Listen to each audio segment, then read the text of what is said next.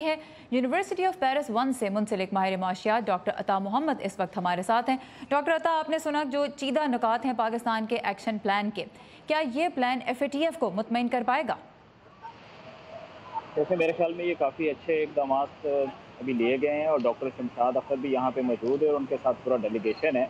और बेसिकली हमें ये समझने की ज़रूरत है कि जो फाइनेंशियल एक्शन टास्क फोर्स है ये एक गाइडलाइंस प्रोवाइड करती है। जो कंट्रीज इनके साथ कोऑपरेट करते हैं और नॉन कोऑपरेट करते हैं तो ये एक लिस्ट प्रोड्यूस की जाती है। ये कोई लीगल एंटिटी नहीं है, लेकिन ये एक इन्फोर्सिंग एजेंसी तो हम नहीं कह सकते या कोई इन्वेस्टिगेटिव एजेंसी तो नहीं है, लेकिन ये एक लाहा अमल तय करती है मुख्तलिफ कंट्रीज के जो इनके साथ कोऑपरेट करते हैं। और यहाँ पे ये AML एंटी मनी लॉन्ड्रिंग और ऐसी मनी लॉन्ड्रिंग या ऐसी मनी जो टेररिस्ट फाइनेंसिंग में आती है उसको काउंटर करते हैं।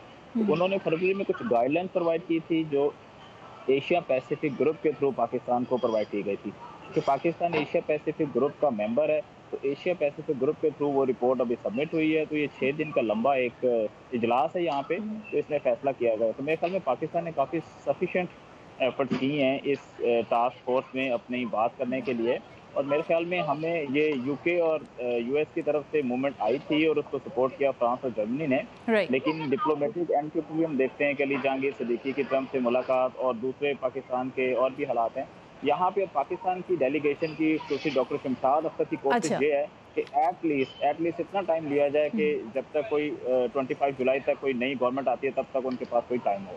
राइट, ये मैं दो इश्यूज आपसे जानना चाहती थी। एक तो ये कि हमने कलअदम तंजीमों के बारे में भी बात की। आसिम राना ने हमें बताया कि अगर यूनाइटेड नेशंस किसी को कलअदम करार देता है तो वो पाकिस्तान में भी ऑटोमेटिकली उसी कैटेगरी में आ जाएंगी। इस वक्त भी हम देख रहे हैं कि पाकिस्तान के सियासी मंजरनामे पे वो अफराद भी नज़र आ रहे हैं जो दहशत गर्दों की फहरिस्त में हैं और उसके अलावा उनसे मुंसलिक जो तंजीमें हैं वो नए नामों के साथ सामने आ रही हैं। क्या ये पाकिस्तान के लिए FATF को मुतमईन करने के एतबार से एक बड़ा मसला पैदा कर सकता है?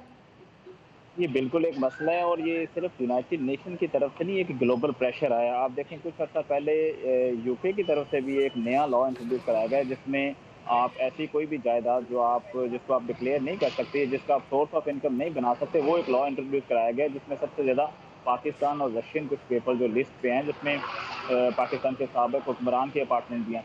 तो ये चीज़ें ये पाकिस्तान के लिए वाकई मसला पैदा कर सकती है। और मेरे ख्याल में SCCP की तरफ से भी जो लॉ आया है और जो उसके अलावा दूसरा जो फाइनेंस मिनिस्ट्री की तरफ से भी रेगुलेशन आ रही हैं, वो हर ऐसी सिस्टम, हर ऐसी ऑर्गेनाइजेशन, हर ऐसे बंदे या हर ऐसी चीज़ को ब्लॉक करना है जिनका लिंक किसी ना किसी लिहाज से किसी ऐसी पर्सनैलिटी के साथ है जो कंट्रोवर्शियल है।